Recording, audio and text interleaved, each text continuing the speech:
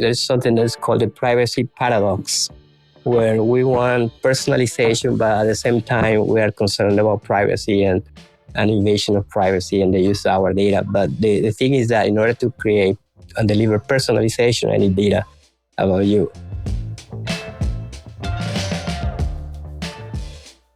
Hi, Jose. Thank you for joining me on the show.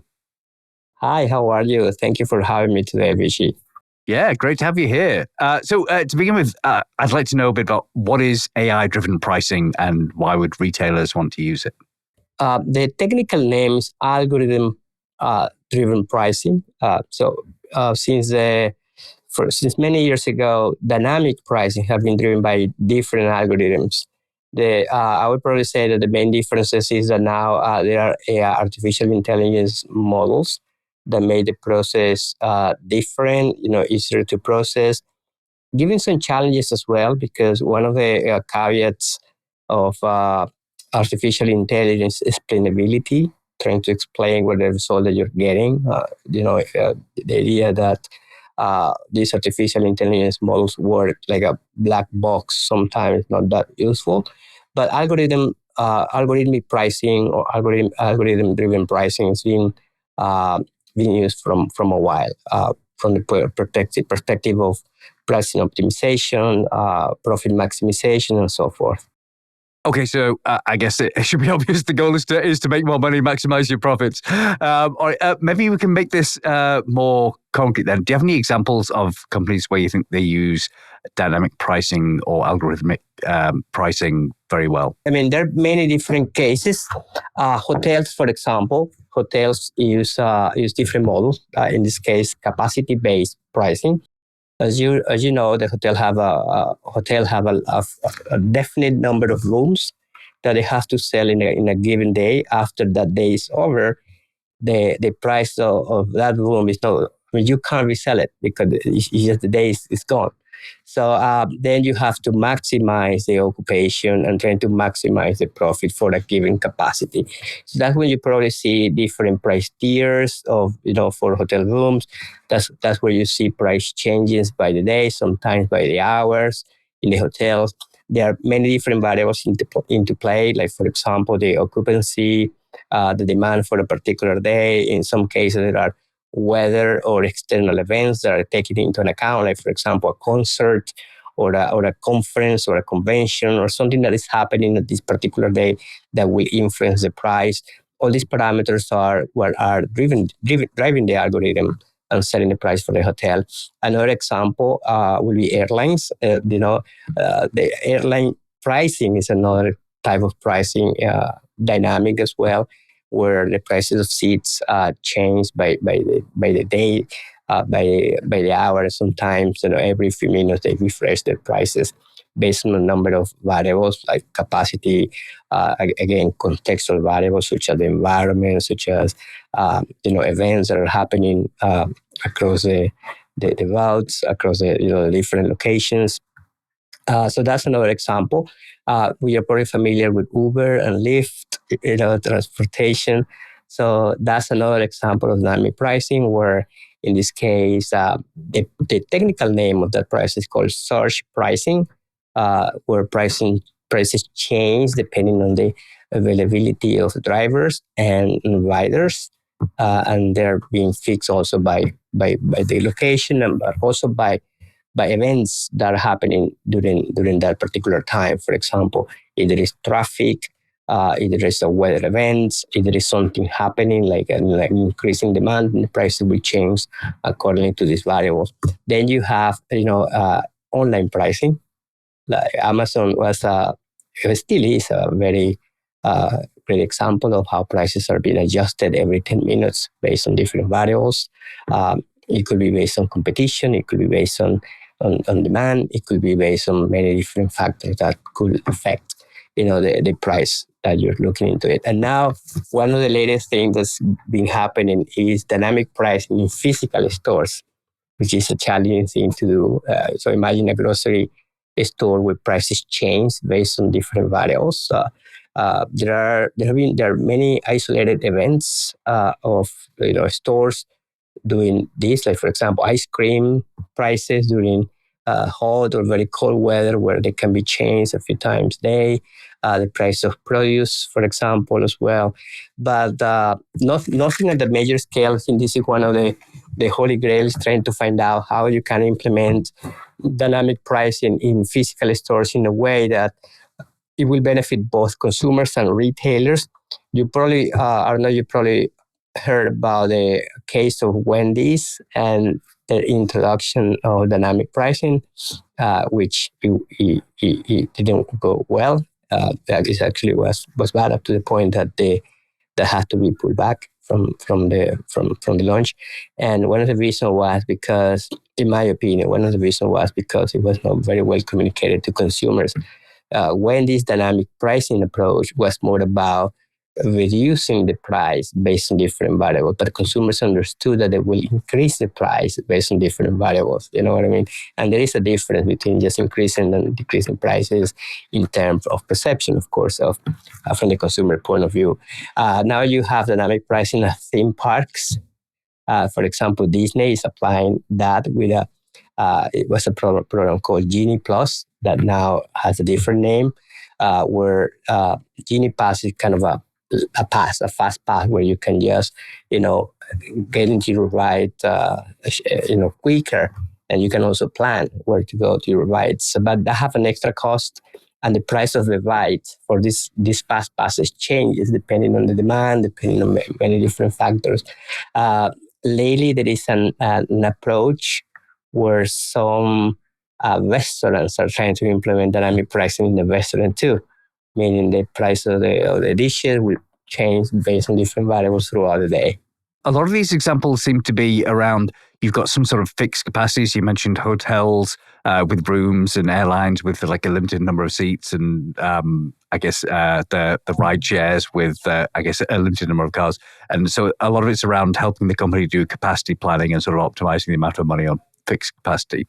You also said that from a consumer point of view, sometimes it feels unfair. So I guess if the prices drop and I get some kind of bargain, then it feels like a really, really good idea to have dynamic pricing. If I'm the one paying lots of money, then it feels less fair. Can you talk me through, are there any cases where it is acceptable or unacceptable to consumers to use dynamic pricing?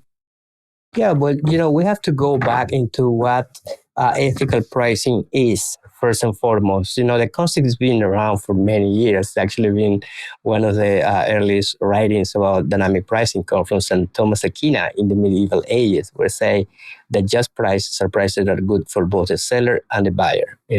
And that still stands today when it comes to ethical pricing. When you have a price that is good both for the seller and the buyer, we're talking about a price that is just, that is okay, that is correct.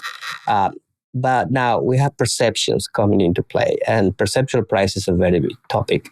So there are some instances where discriminating around pricing is good. And I will give you an example. Having a children's discount in a restaurant. You're giving discount based on age, but that's okay, that's acceptable. A senior discount, that's also acceptable. You're discounting to a population that is vulnerable. Let's use a time-sensitive example. Having an early bird discount, that's another good example of price discrimination. A membership discount. You paid a membership, you're a member of a club or a particular group, you meet certain criteria, and then you receive a discount. Now, as you can see, I'm talking about discounting. That's good. When talking about increases, that's not good. Like, for example, if you say, I'm increasing prices to you because you are a senior citizen, that's bad. That's a really bad perception. Or you live in a place where, there are no stores that are competitive or competitors, then I will increase the prices because you have nowhere else to go. That's perceived bad, So it's a matter of perception, how you communicate what you're doing. So if your customers understand that you are increasing prices, then it's bad. It's perceived bad, but if consumers understand that you're actually discounting, giving them offers throughout the day, and the magnitude of the offer will change based on different variables, then now we're talking about into a different discussion. That, if communicating well, might be well perceived. Okay, yeah, that's really interesting. I can certainly see how saying, 10% discount for seniors is great. But if you phrase it the other way, it's like, well, there's a standard price, and then it's like whatever 10% extra price if you're not a senior. Then that's going to go down very badly with your consumers. Yes, or it could be not just that you don't. Maybe you forget how to frame it, and this is one of the things I see that happening very often, that you don't communicate well what you're doing, and then consumers perceive it in the wrong way.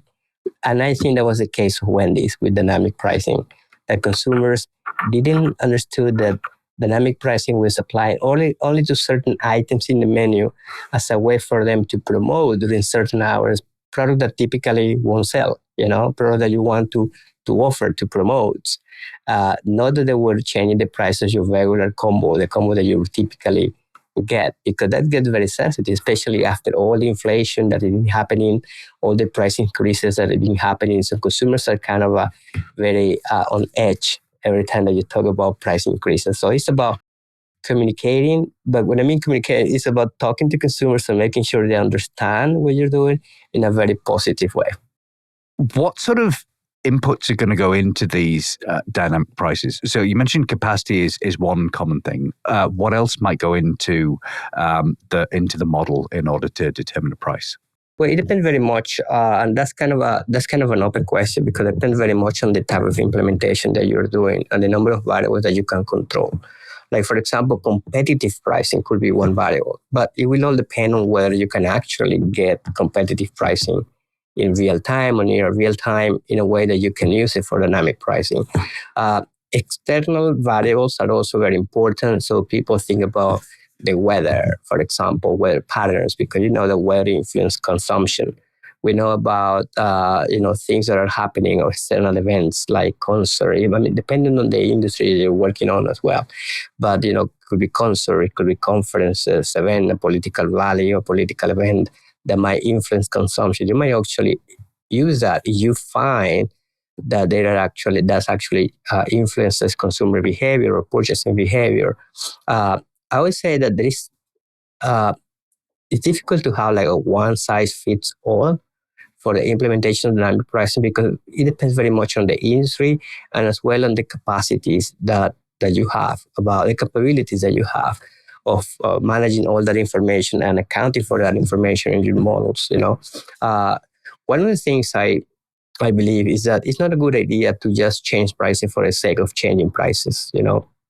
I think that adjusting pricing has to be done in a mindful way, with a goal in mind, and the goal is not to alienate customers.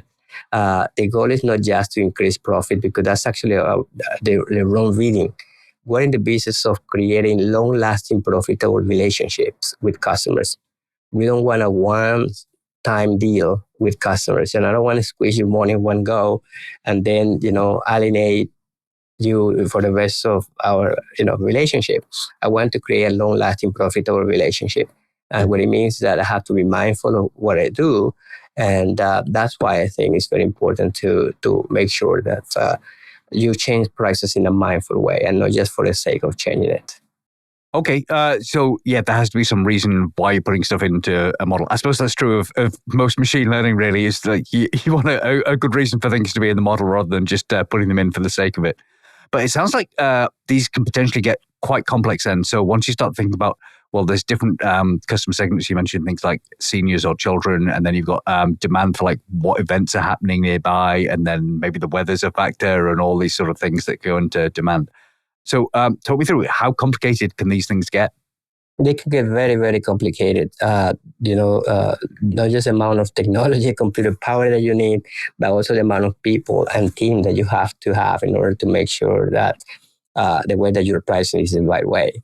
So, but you don't have to go in that complicated. You can start in a nimble way, in an easy way, just picking a few variables that you can use that can be mindful and significant for your price changes. And I prefer to say price changes than price increases, because people typically associate dynamic pricing with price increases, but it could actually be the other way around.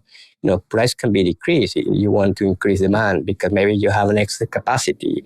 Maybe, you have a definite time where you don't sell your product. Let's talk about produce. The product can expire, can spoil. in the case of a concert or an event, if the concert is tomorrow, I need to sell the tickets today, not the day after tomorrow. So when there is a time constraint, I would probably have to adjust my prices. The prices can also go down, and that's a good thing about. That's why the communication is very important, to let the customers know that it can actually be a benefit. It actually could be a deal, because prices are going up and down in a way that's going to be beneficial for both the seller and the buyer. And it's important that both parties understand that. Okay, yeah, that certainly seems incredibly important that both the buyer and the seller agrees on the price and thinks it's a good thing. Otherwise, you're not going to get a sale or certainly no repeat sales. Okay, so you said these things can get very complicated. Where do you begin? Like, what's a good first step? Like, which products would you pick for trial with dynamic pricing, and what would like your first sort of dynamic price algorithm be? Yeah, that's another good question. There are different approaches. Some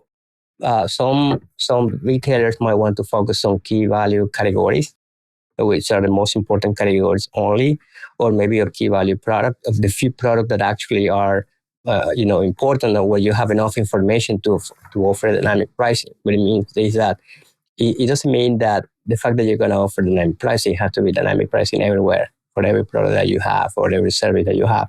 You can actually select which ones you're gonna apply into it, and then you're reducing the complexity by doing so. Maybe you just focus on one category, on a key value category. Maybe you're making the process simpler. If you're focusing on a few key value products, then it's simpler because you're just focusing on very few products, not on everything else, and also not on everything that you're offering. And that's a good way to start, just focusing on a few products or few categories, and start that way. And also managing, simple variables, like, for example, inventory will be one, or demand, or velocity, sales velocity will be another one that you can use. And then you just go from there, depending on whether you can actually find that adding more variable will improve your end goal, that is to develop a long-lasting, profitable relationship with your customers. That will be your end goal.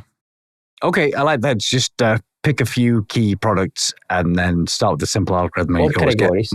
Or categories. Okay, and then you can get more complicated from there.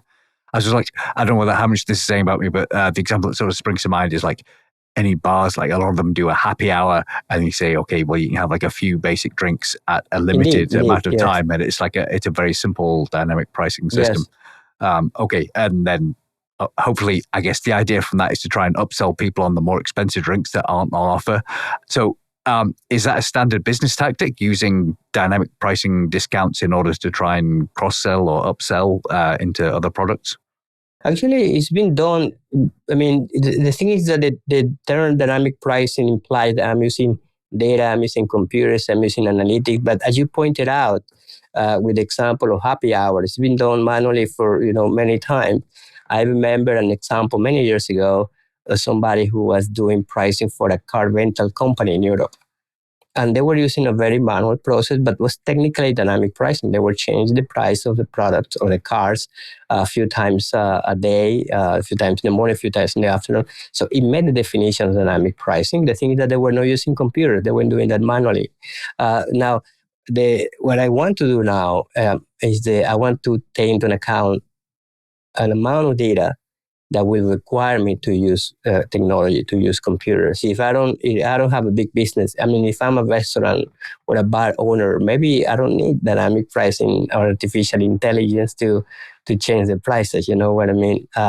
We're talking about having a minimum amount of data that justify the expense, because there is a cost associated to this implementation. There is a technology cost. There is a human cost. There is a training.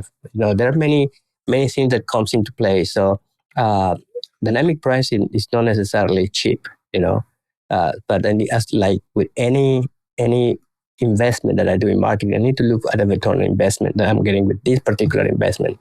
So in some cases, it might not make sense. It might make sense just to do it in a more traditional way, quote unquote, like without artificial intelligence and without all these new technologies. But in other cases, I might be able to justify. Now, one of the things that are popping up now in the industry are these companies that are offering pricing as a service.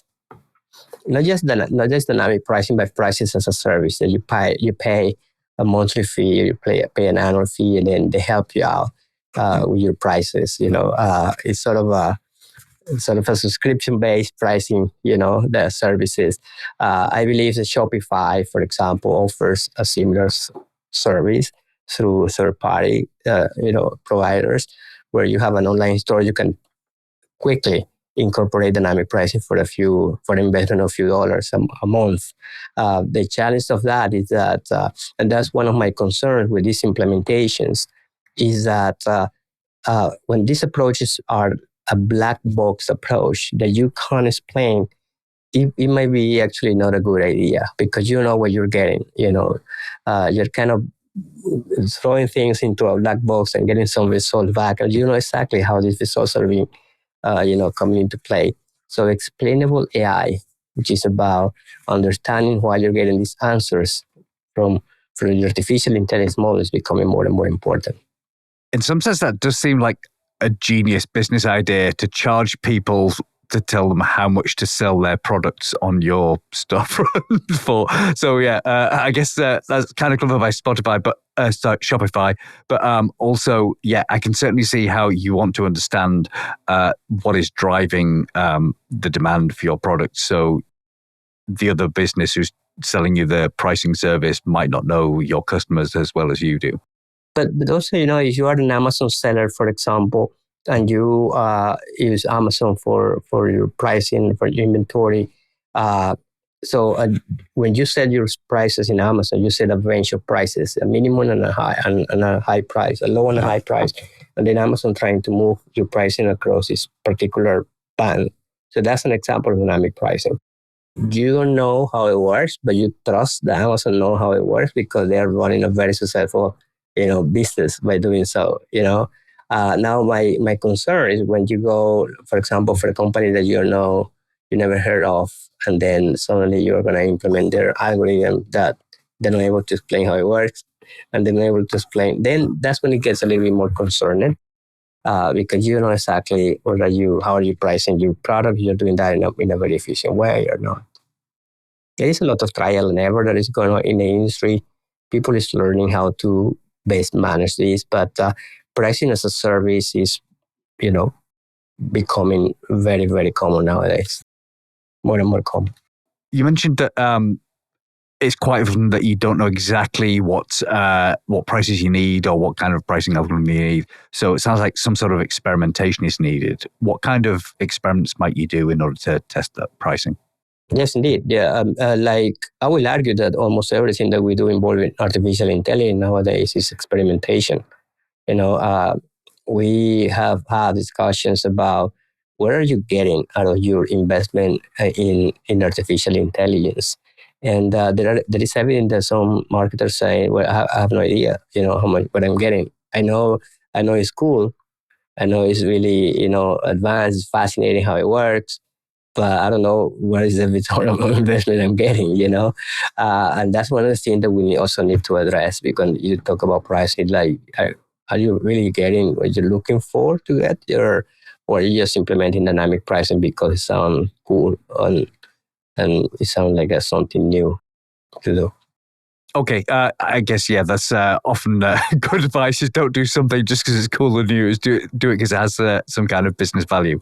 Yeah, you're running a business. You have to make sure that you have your business goals planned out, and you're changing the way that you are going to be selling your prices because there is a plan behind it. Is there something you want to accomplish? And now you need to use artificial intelligence because the amount of data or the complexity is very difficult to do without artificial intelligence. So that's why you're going to be using it, but not because it's cool or something like that, because my competitor is using it or anything like that, or something like that.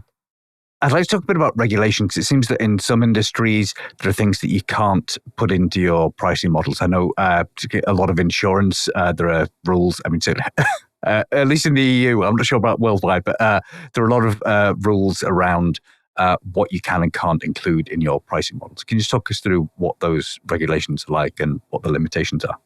regulations are already in place, and there are more regulations coming. One of the things is that sometimes it looks like the regulators don't know exactly what they're regulating, and that's one of the the challenges that might be happening because we're moving like the technology is moving things like really, really far away, and many regulators, in many places that's playing catch up with what they have, and we're talking about legislators that they don't know exactly how the technology works, and then how are you going to regulate that? You know how it works, but uh, but yeah, so we have there are laws about price gouging, for example. I just remembered last week there was a case about a supermarket chain in Australia where they actually got a fine, and there's a big deal going around these price changes. There's an argument that they were increasing the prices for so they could then discount them later, which is a common practice in many industries. That especially in the apparel industry, when it's called a high-low pricing strategy. They increase the prices and then they discount it, or so this sort of pricing trick that were so successful in the past, it might not be successful anymore because customers are smarter, they have more information than in the past. But there are cases where the rules and regulations you have to be aware. Sharing the information, price discrimination is a big thing. Bias and price discrimination is a big thing. Not just from the regulation point of view or regulatory point of view, but also because of the consumer backlash that it can create. I did some work on the area of detecting and mitigating bias and price discrimination in online pricing.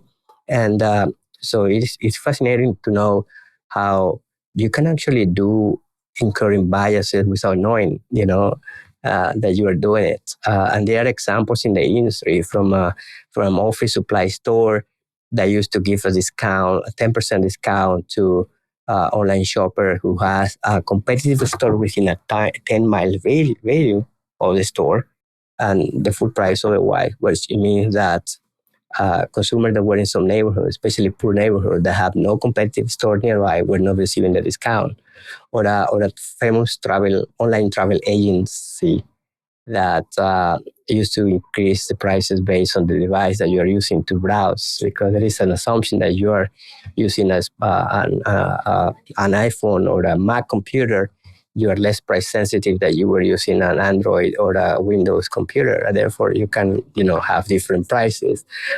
So these are examples from the industry, and so the thing is that now it's very difficult to hide information. Consumers might know social media is cruel when it comes to disseminating this sort of information. You might receive consumer backlash, which is another thing. So regulation is one thing, but consumer backlash is also another thing that you have to be really careful how you implement your prices. So there are techniques for detecting price discrimination, and there are techniques for mitigating price discrimination. There are frameworks. Big companies are working on it, and they have framework for it, like Google, IBM, Amazon. They have Microsoft. They have frameworks and tools and techniques that help people, detect and mitigate bias in their pricing algorithm. But you know, people need to know that there is that possibility, and you have to be aware of that. And then we have to keep watching about the regulatory environment. So what kind of new laws are coming into play?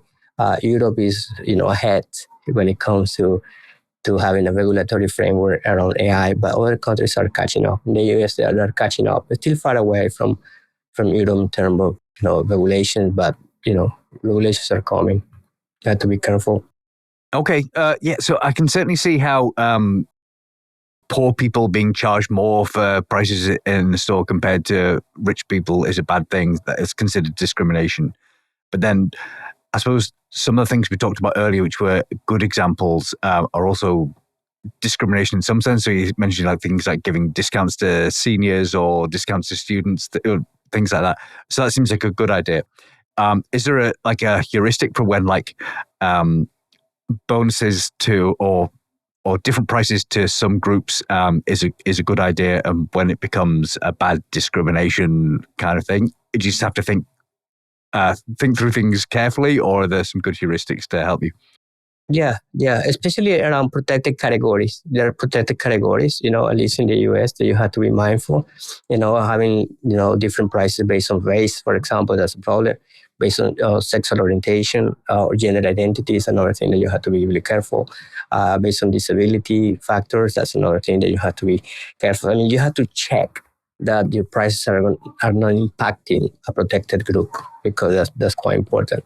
But then on top of that, you have to make sure that the prices are not creating a disparity among different groups. That's another thing that you need to look for. But their method.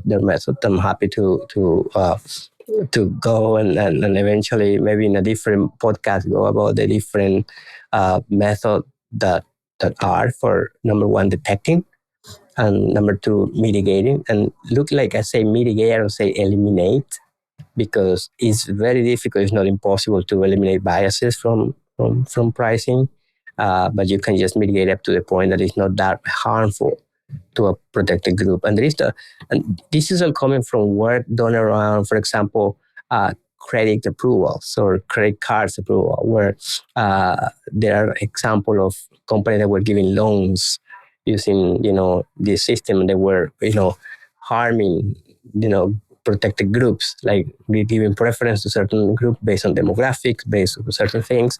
And so there was a lot of work doing on that. And hopefully, fortunately, this work can be applied to pricing as well, that you can check that your discounts, your price increases or price changes are not affecting in a disproportionate way a protected group. So you can actually extrapolate that. But now, in the case of artificial intelligence, it's coming a little bit more into question, because now there is a point of when in the case of the loan example, when you decline a loan or reject a loan, so you need to know how you come up with that decision, because your customer might come back and say, well, you declined this because you're discriminated towards my race, my age, so you have to come back and say, well, this is a criteria being used by AI for declining, and that's what is called explainable AI. So by making sure that you can explain your results, especially with pricing, you can come back and you have that situation, say, well, am I just in the pricing, not because this group is this or this group is that, but because this is valuable for taking into an account. Okay, yeah. So I guess the key there is that if the differences in price are going to cause harm to some group, particularly groups with protected characteristics like race or gender, whatever, that's when the problem occurs. So in terms of explainable AI, you said that being able to explain how the price was generated is going to be very helpful, particularly if there's a problem. You've got someone starts questioning what you're doing here. Are you causing discrimination? So do you want to talk through some of the explainable AI techniques that you might want to use? There are different techniques, there are frameworks that actually help you with explainable AI. But one of the techniques is about creating rules tables, where you can just go and say, well, this is the criteria being used. And like, for example, your income was 20% of the decision. Your location was 15% of the decision. Your past behavior history of purchases, for example, I'm making that up, could be an X% of the decision. Then you come up and say, this is how the decision will be taken. And you can actually replicate the result. So if I input your income, if I should be able to come with the same decision, and that's what explainable AI is about. And that's a very important part. That's what I'm afraid you're not getting with several of these pricing as a service, companies that offer you dynamic pricing for $29 a month. You're not getting the explainable part, so you know exactly how your prices are changing, and that's one of the things that is concerning. And it's happening maybe perhaps because this is all new. We're all learning. Customer need to, in my opinion, need to be able to come back to their providers, technology providers, and say, yeah, I need you to explain this. I know that the idea of a black box, but I also know there is a way where you can explain how AI is making these particular decisions. If not, then it's too risky for me because I don't know how I'm pricing my customers. Okay, yeah, and certainly I can see that if you're a business and you're buying services regularly and the price is changing constantly, then you want to be able to predict how much you're going to spend, and so having it as a black box where you're not quite sure what the costs are going to be in the future, that's going to be a big problem. Okay, all right.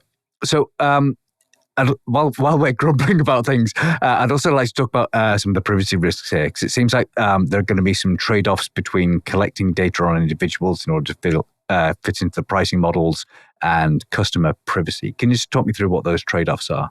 Yeah, well, there is something that's called the privacy paradox, where we want personalization, but at the same time we are concerned about privacy and invasion of privacy and the use of our data. But the thing is that in order to create and deliver personalization, I need data about you, right? So that's what is called the privacy paradox.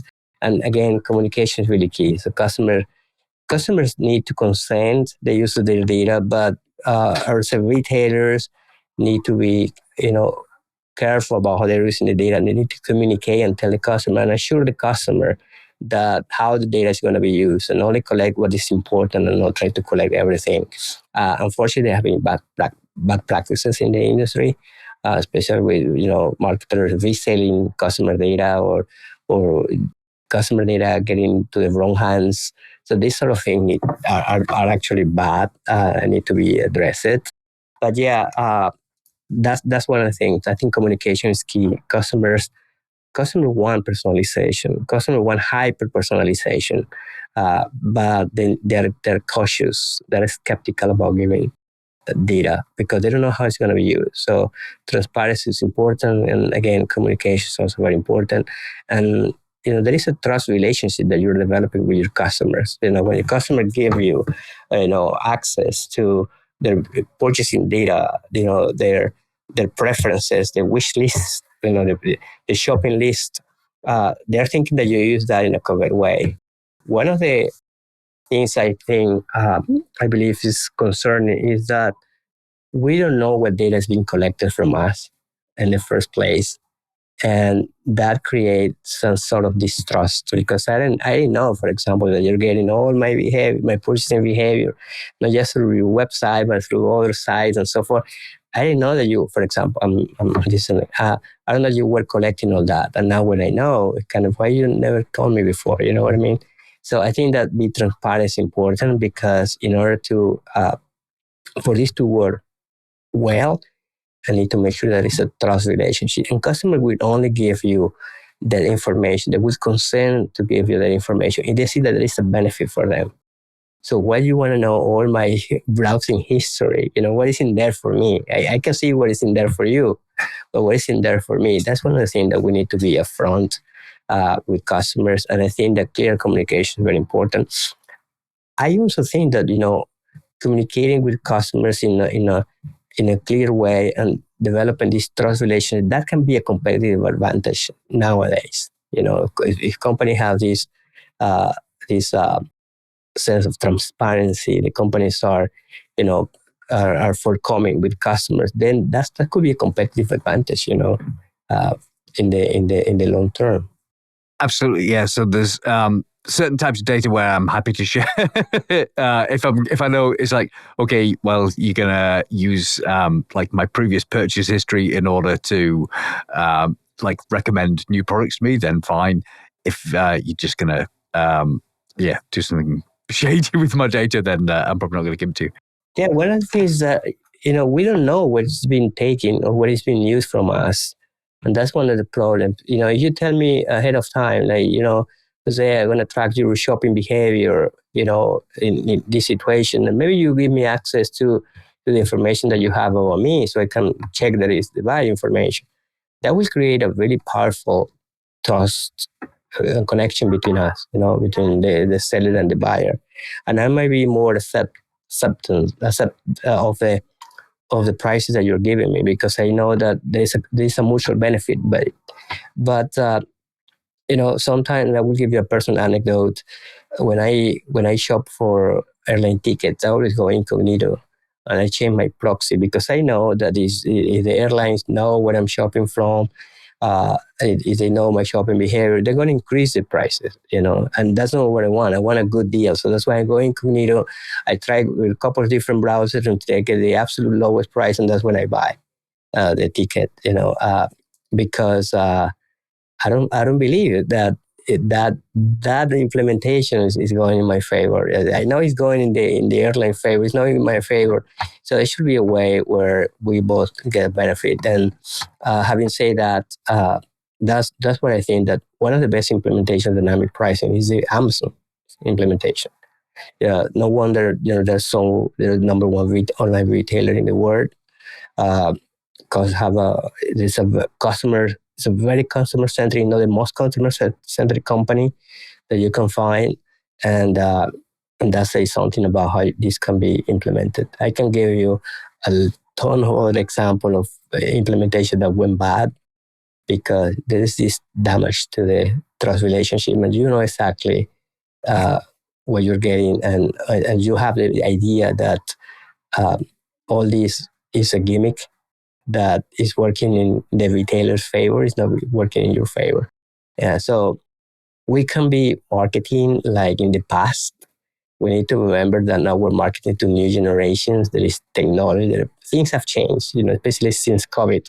And customers are more informed. Customers are more demand, and there is a lot of knowledge around. So I need to be mindful of gimmicks, things like that. And customers are aware and they know.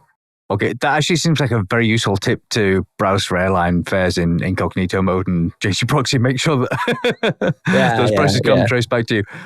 Okay, so you mentioned you have some stories about things going wrong. I do love a good disaster story. So can you share some examples? Well, you have the example of Uber, for example, with the shooting in Australia, in Sydney, Australia, where the search pricing algorithm immediately detected there was an increase in demand, not enough offer, and just increased the prices to a really high price. And then it was a backlash because customer felt that it was an emergency. There was a shooting and they need to get out of that particular location, and they were charging a really unfair way. There was another example of hurricane in Miami, Florida, where because of the hurricane, customers were trying to leave, the city, and the airline prices went as high as $2,000 for a domestic ticket one way, just to get out of the city. And that was a bad example because customers say, "Well, now that I need you, look what you're doing to me. You're really pocketing out of my tragedy, and that's not good." On the flip side, a great example in the case of a hurricane in Miami was JetBlue. JetBlue come up and say, we're not increasing our prices in the hurricane. Our prices are going to be $99 flat. The only constraint is the occupancy, the capacity of the plane. That's the only constraint. And you could book $99 flat rate to leave the area, no question asked. That's a great example. So the perception of the company went so high versus the other ones that were like, come on, I'm a frequent flyer and all, but look what you're doing to me in the case of an emergency. So that's an example when things can go bad. So you need to have some guardrails when you do this sort of implementation. It can go really bad if you're not careful and have a backlash. Okay, I can certainly see how those emergency situations, when you get it, if as a consumer, if you're having to pay a lot more because of the emergency, then you're not going to be happy. So you mentioned the idea of guardrails, and for any data scientists who are building out these models, or companies in general, what sort of processes do you need to put in place to make sure that you are doing fair, ethical, dynamic pricing? Yeah, well, the use of guardrail is also quite important. To limit the pricing, to limit the price changes, I would probably say increases or decreases to a number that is manageable and reasonable. So I don't think that you need to be changing prices by the second, by the minute, depending on the industry, unless you are like Uber, adjusting the prices based on so many different factors. But just make sure that the changes are mindful and when you know exactly how they're being changed and controlled. So you need to put these guardrails very often, or fences as well, so you don't go out of the fences with some implementations. But that require really understanding what you're doing. That's why I'm saying that I keep saying that the black box approach it's not a good approach. You need to know exactly what you're doing. You need to know exactly how my prices are changing, because you are the one in control. Is your business. You need to be in control of your business. And depending on the more variables that you put into your dynamic pricing model, the more complicated it's going to be to set guardrails. Hence, I suggest to start nimble, to start small, and then expand as long as you get, you know what you're doing, and you're getting you feel that you need to add more because you see a benefit by adding more, but just because you're adding, variables for the sake of adding variables. So somehow you feel that, change the price of my product based on the weather might be a good idea, but it is really a good idea. So you need to really think about it. Okay, yeah, I like the idea that just be mindful about what things you're putting into your model, and you have to understand what the effect is going to be in each case. All right. So just to wrap up, are there any innovations in dynamic pricing that you're excited about at the moment? Yeah, I would say, explainable AI is a big thing that's coming into play. Also, accounting for bias and discrimination is another thing that's coming. There is an evolution that is coming here. We are, as you probably know, I'm a professor at NYU. We have a course planned in summer 2025 in Shanghai, in China, and it's about it's called Reimagine the Retail Reimagine Intelligent Retailing in China. So we want to understand a little bit more about their implementation of dynamic pricing and how this can be, how they can be or will be implemented in other places, in other areas of the world.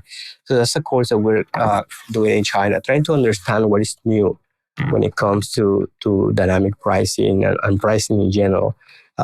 Especially in the context of intelligent stores. One of the holy grails of these, I would say, I'm using the word holy grail in a very liberal way, but I would say one of the successes here, or the things that are interesting many people, how can you do dynamic pricing in the physical store, in the physical retail store? That's one of the challenges. How are you going to change the price? How are consumers consumers will perceive these changes? So their implementation, Amazon Fresh, for example, is doing that as we speak in some categories, not in all the categories. There are retailers trying to understand how can you do that, but it's still work in progress.